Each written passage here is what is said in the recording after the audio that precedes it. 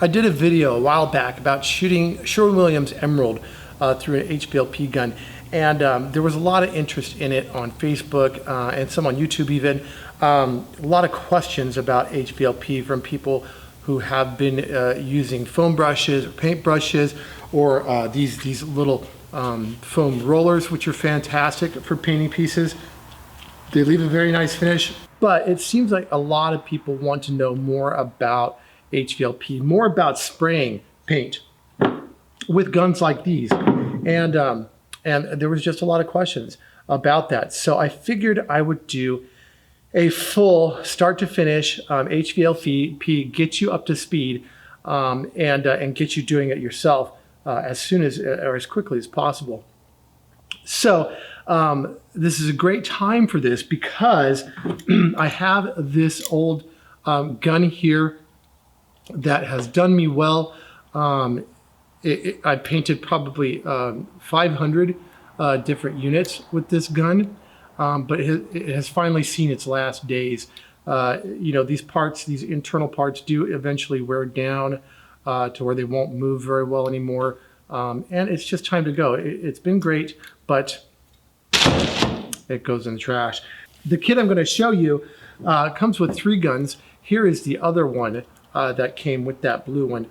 This is the red one. It is identical. Okay, it's identical to the blue gun that I just threw away, except that it's red. All right, and it also comes with a smaller gun as well, a touch-up or trim gun that we'll see in a second. But right now is a great time because I actually ordered a new set to replace these ones that are aging. It's just time. Like I said, after probably what's been 500 units, it's time for some new guns. They're just not working the way they used to. They spit a little bit and they're just a little hard to get apart sometimes. So what I'm gonna do is, first of all, let me tell you what this is. This is an HVLP set that comes from TCP Global. I'll put a link, an affiliate link, in the description section so that you can pick these guns up on Amazon. You can also get them directly from the TCP Global site, but it takes a little longer to get them that way. Amazon seems to get them to you in 2 days. So this is the set. On the front of the box, it does show you 3 chrome plated guns. That's not the case. When we open the box, you're going to see that there's a red one, a blue one, and a chrome plated one. We'll go through all the parts of these.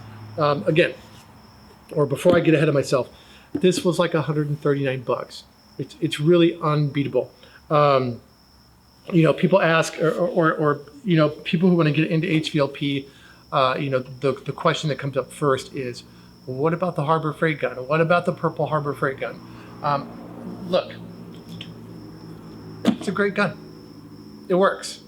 This gun, I would be lying if I said that this gun didn't work and wasn't a great gun, okay? Same thing goes for this gun. That's a great gun too, all right? Harbor Freight. And that one too.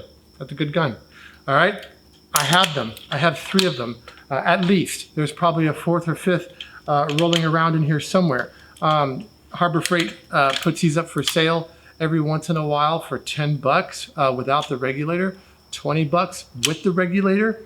And if you're not sure about whether or not you want to get into HVLP, go this route. Go to Harbor Freight, buy one of these $20 guns, and start practicing with it. You're not hurting anybody. You're certainly not going to hurt yourself. I use these guns primarily to shoot poly or other oil-based materials, simply because it's not always easy to get your guns clean after shooting oil-based, especially poly. So these guns I can throw away. After you know, a month or 2 of using them, if they become just gummed up to the point where they don't work so well anymore, I can throw it away, keep the regulator, throw it away, and I get a new one for 10 bucks. You really can't beat that. So if you're not sure that HVLP is a way that you're gonna go, get this one, start with this one. Let's take a look inside this box, okay? I'm gonna open the box. It's gonna come with 3 paint hoppers, okay? So 2 of them are gonna be identical. The other one is gonna be the smaller one for your finish or your trim gun. Otherwise, they're identical. These are mix and match with the ones from Harbor Freight or anywhere else that you would get something like this, be it Ingersoll Rand or a Campbell Hosfield, if that's still a thing. They're all going to fit. They're all going to fit interchangeably. I'll just show you that you know, this one screws on. Here's my Harbor Freight gun. This screws on just fine to there, and it creates a good seal. Conversely, the hoppers that you can get from Harbor Freight will fit on the TCP Global guns as well, so that when these things get kind of gummed up, they're super cheap to replace. Okay, so there's your hoppers, the 3 of those. Next in here, you're going to find your 3 guns. Okay, here's our blue gun. Here's our identical red gun. Okay, they're the same, except for the fact that one's blue, one's red, and one of them has a, I believe, one of them has a 1.8 tip. That is 1.8 millimeters. Okay, and that's it. So the blue one has a 1.8 millimeter on this set, and then the smaller one has a 1.4 tip on it, or nozzle and cup. Okay, and then on the small one, you've got a 1.0. All right. So that's your 3 guns there. The tips are going to kind of determine what you're going to spray with them. In this video, I'm going to shoot some Kilz 2, which is a water-based, waterborne primer, and then we're going to shoot some Sherwin-Williams Emerald, which is a waterborne urethane, and they're both pretty similar in viscosity. So we're going to be shooting those with the 1.8. But if you've got thinner finishes like polyurethane, you can shoot polyurethane out of a 1.4 pretty easily. That works really well. If you've got something really thin like a polyacrylic, this little gun right here works great for polyacrylic and things of that viscosity.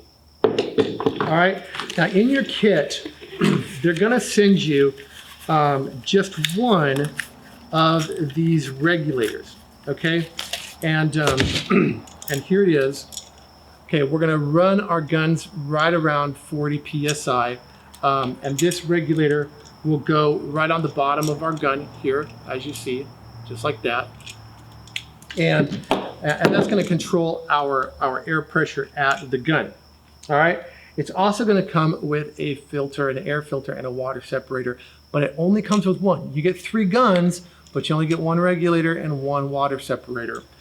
For me, the water separator is not really that important because I do have a water separator and a dryer down the line near my compressor. So this is kind of a moot point. I do have it on this one, but I don't think it accomplishes anything. They're also going to send you wrenches. One wrench is for the red and the blue gun, and the other wrench is for the silver gun or the chrome-plated gun. You're going to get some extra of these plastic filters, all right? I don't use these. You can use these if you want. I don't do it. What I do is I get these paint strainers from Harbor Freight. It's about 10 bucks, 11 bucks for a set of 100. I strain all my paint through these, and I just bypass these filters altogether. These filters will get gunked up over time to where they don't work anymore. And for me, they're just more of a hassle than they are anything else. So I don't use them. I just make sure that I strain everything before it goes into my gun, and I make sure that my gun is clean, okay? And then you've just got your tools for assembling and disassembling certain parts of it. They do send you a brush. This brush is not enough to clean your gun. You need a set with one of those sets that has several different diameter brushes on here. I got one on Amazon. If I can find the link, I'll put that in the link description as well. It's got like 6 different brushes on it. You can clean every little crevice of the guns with that. Okay, that's all the parts. And once again, $139, you cannot beat this. Now, before we go setting these up and I go through the different components to these guns, I want to first address what are some myths and what are some ideas that people on the internet propagate that aren't necessarily true. The first myth that I want to dispel is that you're going to need a paint booth. You do not need a paint booth, okay? If you're doing small projects, furniture refinishing, making some cabinets for your shop or your laundry room or whatever, if you're doing things like that, you don't need a paint booth. You just need a relatively clean place that doesn't have a whole lot of dust blowing around to spray these, especially if you're spraying something like Sherwin-Williams Emerald or some other water-based or waterborne paint that's going to dry quickly. When paint comes out of these guns, okay, you are atomizing this paint. And because you're atomizing this paint, you are drying it mid-air quite a bit before it actually hits your piece. Okay, you're getting rid of a lot of that moisture on the way to the piece, so that when you do spray these, they're gonna dry a lot faster. When you spray your piece, you'll notice it dries a lot faster than the can will say that thing's gonna dry.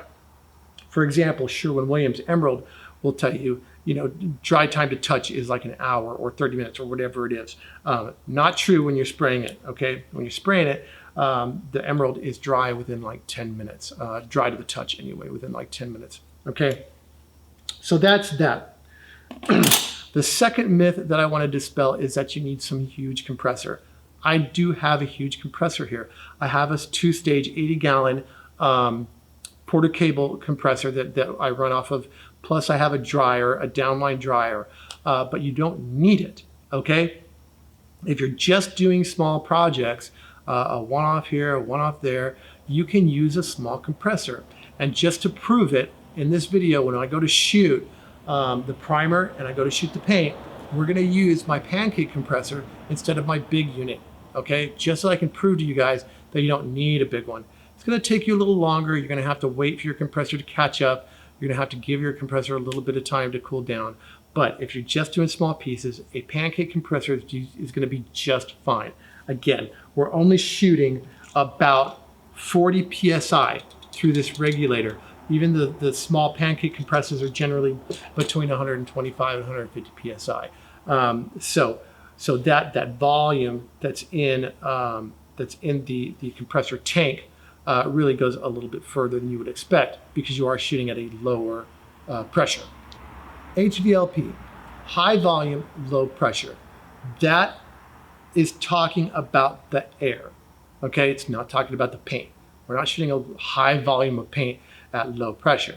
We're shooting a high volume of air at low pressure, okay? The volume of paint that we're spitting out, it depends on the settings of our gun, okay? Okay, looking at the gun, the first thing you're gonna see here at the top is gonna be your little plastic strainer for your paint, okay? This is the thing that I said I don't use. I usually just toss that away. And then the next thing is, this is where your hopper is going to be attached, all right? And I used to put Teflon tape around these threads, but in hindsight, I've learned that you don't need that. Okay, but here in the back, we've got our paint control knob, okay? And if you turn this all the way in, basically that means you've got no paint, okay? No paint coming out of the gun. And as you back this off, you're going to increase the amount of paint that you're feeding into the gun. And really what it's doing is it's allowing you to pull the trigger back farther to open that orifice inside to allow more paint to drop down in. Okay, but usually when I start painting, I'll start with this screwed all the way in, okay?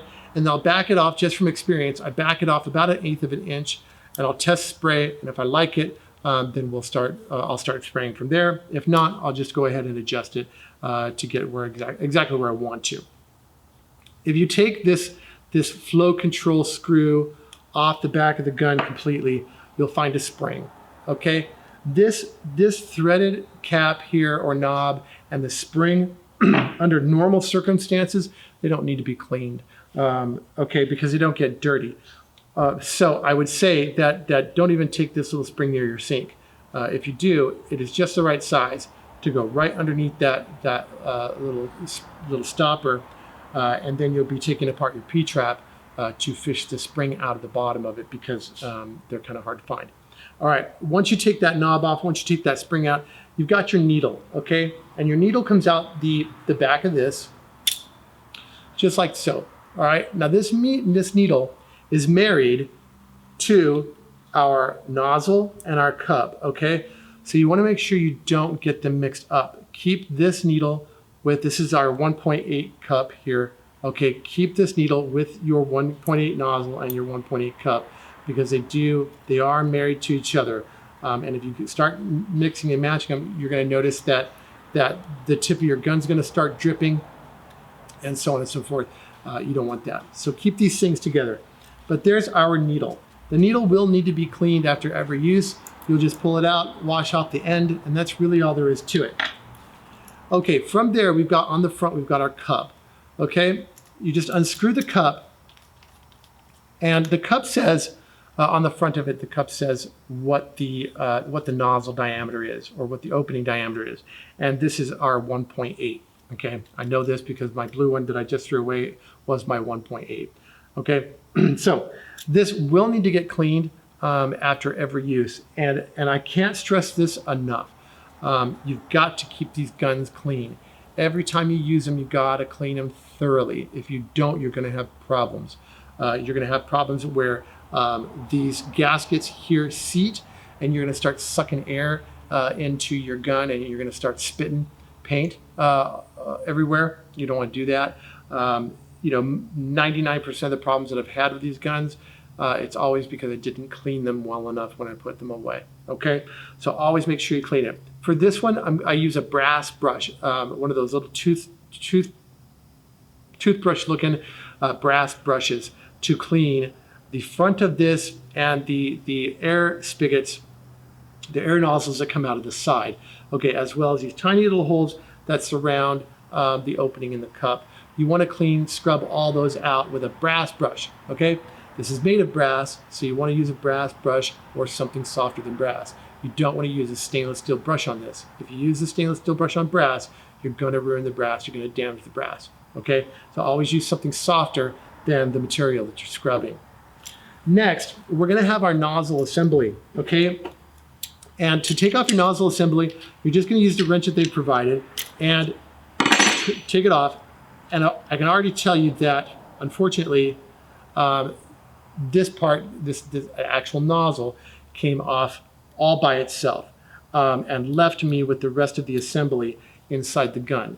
So to get the rest of the assembly, this brass piece and these two gaskets out of this gun, if you want to do that, we're going to have to get an Allen wrench, a pretty big Allen wrench, and go straight down in through this opening and pry off this this cup here. All right, so it just occurred to me that the tool that they send actually does fit, is the Allen wrench for here. So I'm just going to put this in like that. I'll use my adjustable wrench to secure it to there, and just turn this thing normal direction. It's not reverse threaded or anything. It's really on there. Yeah.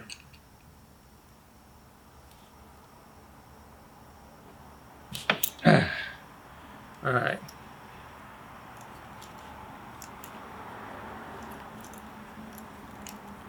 It's interesting. None of my other guns are this difficult to get this off of. Okay, but there we've got here we've got the body of our gun, and here is this front part that's got the housing for the nozzle in it, and then we've got two gaskets here. We've got a white gasket that goes in between this black washer here, and your black washer has a little protrusion in the top that fits into a hole, basically a cutout in the top of your gun. So you want to make sure that when you're putting this thing back together, and I'm not sure if I always take these things apart to clean them. So I'm not sure if this thing was on there so vigorously because they don't want you to do that. But I always do. I always take them off to clean them. But to put it back on, we'll just align that black washer there, align that divot in there, and then back on. You actually have a little wrench This little multi-use wrench has all different kinds of cutouts here, basically to maneuver all the different parts of your gun. But I have noticed that they're not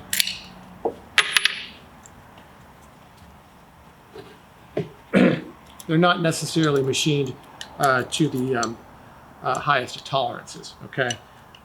So they can be a little loose. So I think I'll go back to my adjustable wrench here. Okay, so there's that front nozzle. One thing I'll say when you're cleaning your gun, do your best not to drop this, okay? This is your nozzle. You're going to, but I can guarantee you, when you drop this, it's going to fall right on that tip. And when it does, it's gonna bend that tip and you're gonna start dripping paint when you go to use this. So be very careful when you're cleaning your unit, not to drop this nozzle, because you drop it on that end and it's a bit of work to get it back into round and some special tools. And if you don't have those tools, good luck, okay? That's really all there is to the gun. When you're spraying this gun, and, okay, that's a lie, that's not all there is to the gun. When you're spraying this gun, if you start to feel puffs of air on your fingers, it is this nut down here, right behind the trigger. Okay, I don't know if you can see that, but there is a nut, basically a collar that runs along the pin that attaches the handle, okay, and goes back into the rest of the handle. This will, over time, it'll back itself out. You'll be spraying and you'll start to feel this puff of air on your fingers. That just means that you need to tighten this down. And I wouldn't tighten it down all the way. Again, you have a tool here that will fit that. Don't tighten it down all the way because then you won't be able to pull your trigger. But you want to back it all the way back in. Now, on this side of your gun, you've got this dial here. Now, when you're spraying, if I turn this dial all the way back, okay, all the way clockwise, what I'm going to spray out the front of this is a stream of paint. At about 12 inches, that stream is about this big, okay?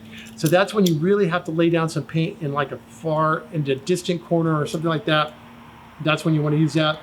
As you turn this counterclockwise, you're going to get a bigger and bigger fan on this, okay? And the fan seems to max out with these guns at around, I would say, 40 degrees.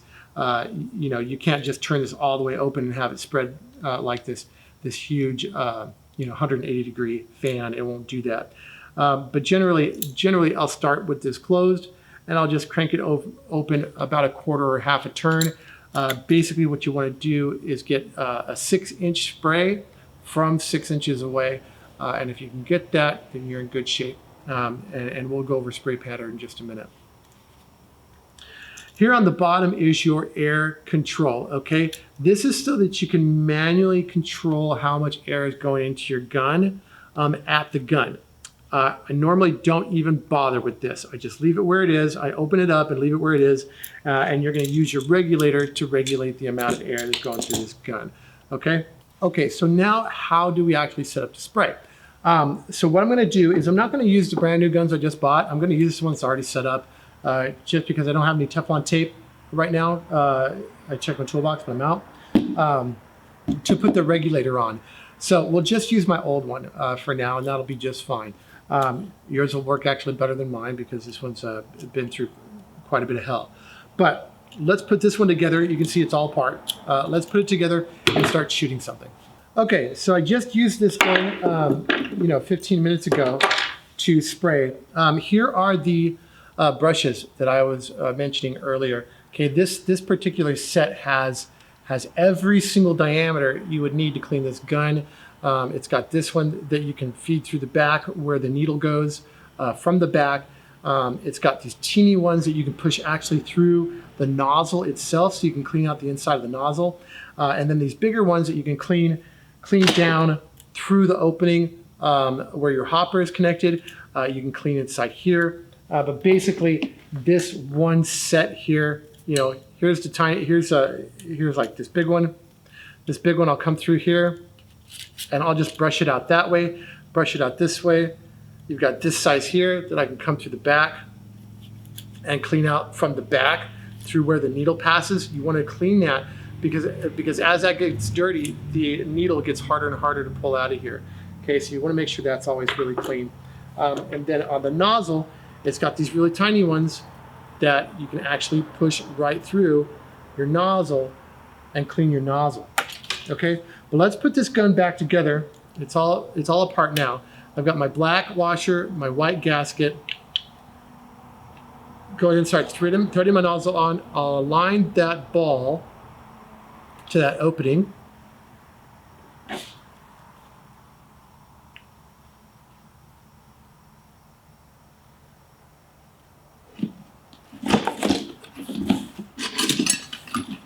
All right, we'll go ahead and tighten it down. You don't need to do it too terribly tight, but you do want it on there. Here's my needle. My needle's going to go through the back, through the hole in this bar that runs through the handle, and then all the way up until it's flush with your nozzle here. The spring goes in the back, and then our paint control knob here. I'm going to go ahead, since I'm going to paint right now. I'm going to shoot right now. I'm going to go ahead and just tighten this all the way in, okay? All the way into zero flow. And then I'm just going to back it off about 1/8 of an inch. And we'll start there. Here I've got my nasty dirty hopper that has been through a lot with me.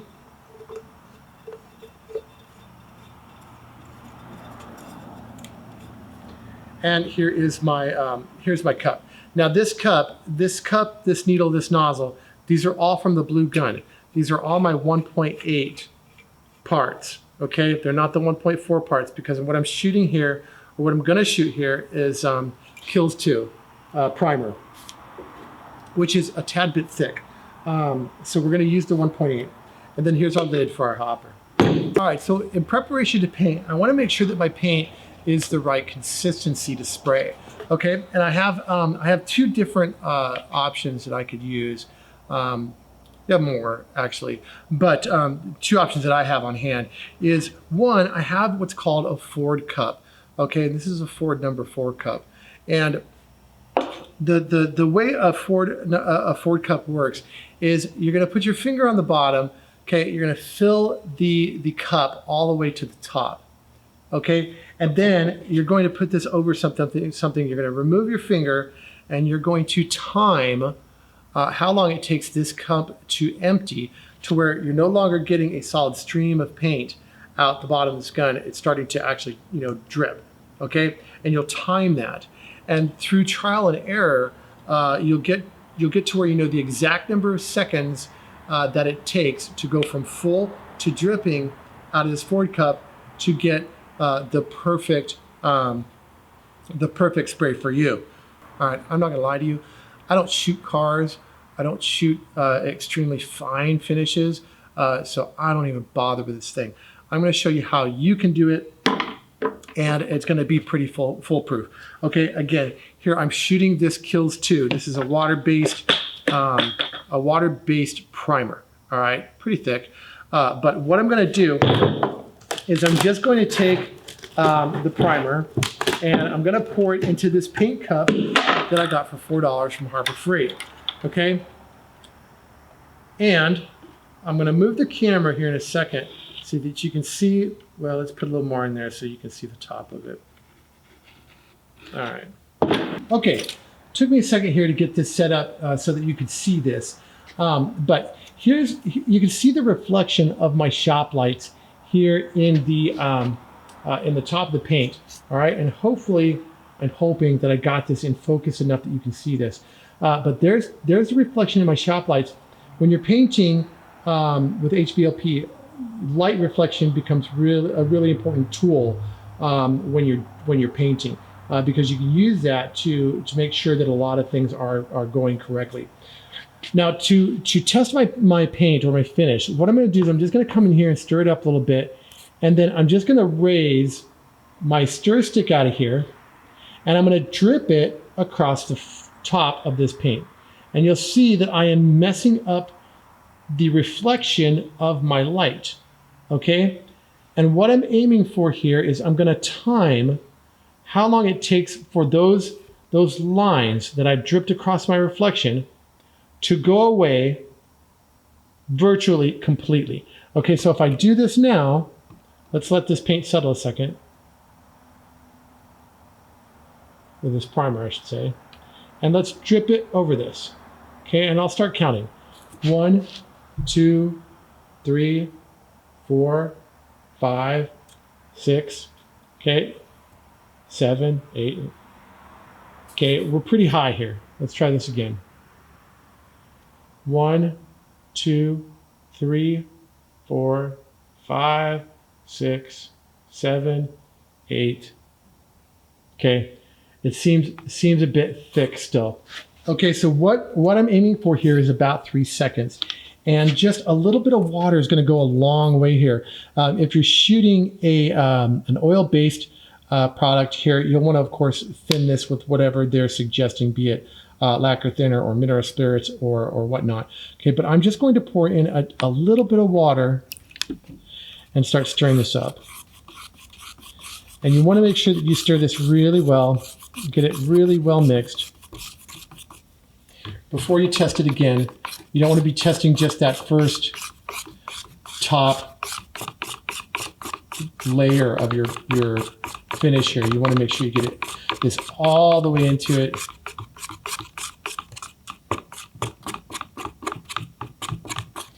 Okay, we'll let it settle so we can see that reflection again. And now I'll do the same thing again. And I'm just going to drip this over and start counting. 1, 2, 3, 4, 5, 6. Okay, we're getting pretty close. I need to stop watching it through the camera. Watch it here. 1, 2, 3, 4, 5. Okay, we're good.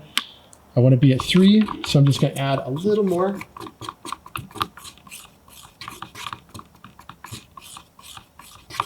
This is what works for me, guys. I'm just showing you what works for me. You need to read the data sheet that comes with your paint or your primer or whatever it is. It will tell you the maximum reduction that they suggest for those finishes. I know for Sherwin-Williams Emerald, it's 10%. The 10% is what they state. The data sheet, I think, actually says not to do it at all. But I found that you can do it up to 10% without any real problems. So I'll just test this again. I'll let my paint settle here. 1, 2, 3, 3 plus, not quite 4, and I think we're good. All right, as I mentioned before, I'm not going to use that little strainer that comes with the gun. This gun is clean, very clean, even though it doesn't look it from the outside. It's clean on the inside. And I'm going to use these are cheap paper filters that I get from Harbor Freight. You can get them on Amazon too, pretty cheap. I get them from Harbor Freight just because I go frequently enough to grab these when I need them. And then I'm just going to pour this in. And I'll tell you that one of the ways you can also tell if your paint is too thick is how quickly it goes through this strainer. Okay, what I'm going to do is I'm going to pour this in here, and I'm going to go rinse out my paint, my little paint cup here. And if that paint isn't gone by the time I come back, I know that this paint is way too thick. Okay, so I promised to show you that you don't need a huge compressor to do this. So back here I've got my 6 gallon 150 psi max pancake compressor. It's on. It's got air in it, but it'll kick on here in a second once we start spraying. But I just wanted to prove it to you that you don't need per se a huge compressor to do this. It'll take you a little longer. This is a 2 SCFM compressor here. 2.4. I'm going to crank this up to 90, the PSI to 90 on the compressor side. I have the regulator on my gun set at 40. Okay, And once again, this thing doesn't fit too well. Once again, I've pulled off my flow control about 1/8 of an inch, and I'm just going to test it.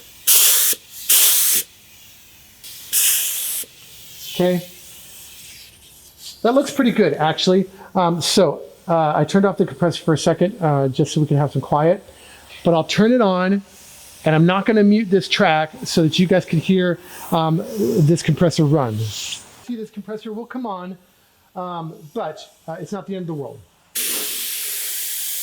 Now, when you're spraying this, you want to keep what's called a wet edge on this paint, okay? And that means, let me spray a row here. Okay, there's going to be a transition from your unpainted finish to your painted finish, where this paint goes from very wet to dry at the very edges, okay? And what we want to do is we want to keep a wet edge here. And that means with every overlapping stroke, we're going to overlap it by about 50% to keep that wet edge. And that's how you're going to get a nice and consistent finish throughout your piece here. So let's do that. I'll overlap this. I'm shooting from about 6 inches. I've got about a 6-inch spray or fan on this. And I'm just going to do 50% coverage on every stroke.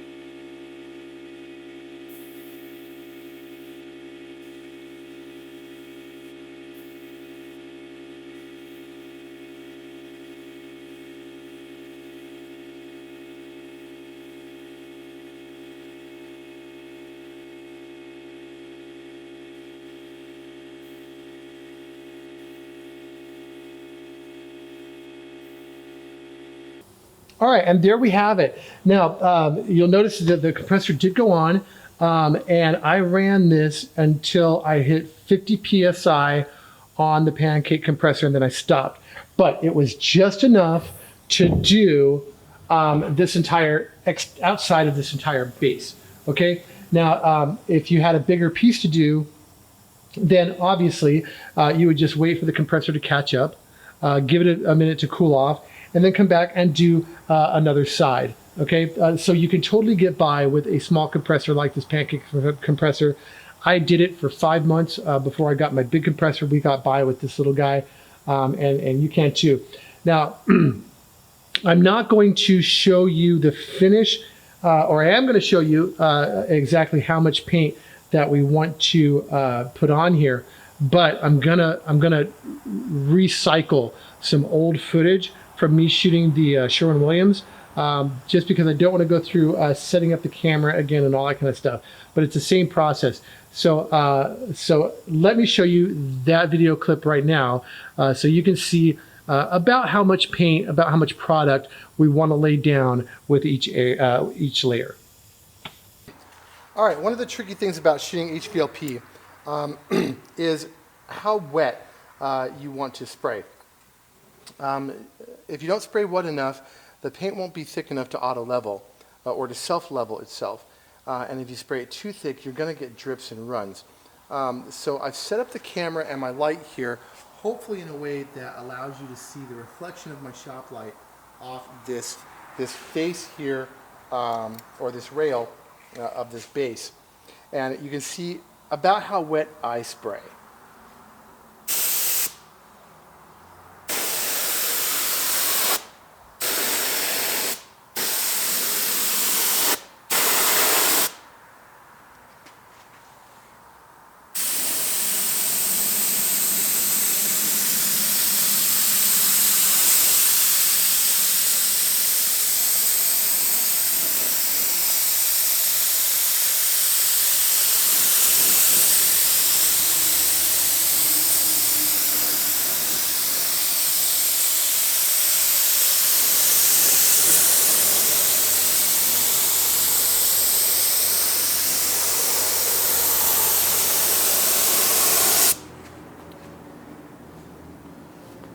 And hopefully what you can see in the camera, I'm hoping anyway, is that once you get a nice layer of paint on here, a nice wet layer, you should see what most people will call like an orange peel look or something like that.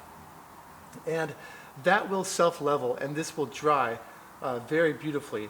Any wetter and we risk having some drips and runs. Any drier and the paint's not going to dry nice and flat and smooth because it's going to dry too fast and it won't have enough paint or enough time to self-level. Well guys, that's really all there is to it. I mean, you can go a lot of places from here, you can learn a lot more, but that is the meat and potatoes of what you need to start HVLP painting yourself. And let me tell you, you can do this. It is a lot easier than it looks. It's a lot cheaper than it has to be, or some people make it. Again, $140 kit from TCP Global, or $10, $20 gun from Harbor Freight will get you started. I highly recommend it. I suspect that you, like me, will probably kick yourself after taking on this challenge that you didn't do it sooner. The finish that you're going to get from HVLP spraying your products is going to be, it's going to blow your mind. I don't care how good you are with a brush. I don't care how good you've gotten with those little foam rollers. It's not going to compare. When you shoot your paint on and see it dry, you're going to kick yourself just like I did. Anyways, if you like this video, please hit subscribe. Please share it with your friends. Hit that like button. You know, this isn't paying my bills or anything, but I do appreciate having you guys around and you watching and commenting on my videos. Thanks, and we'll see you next time.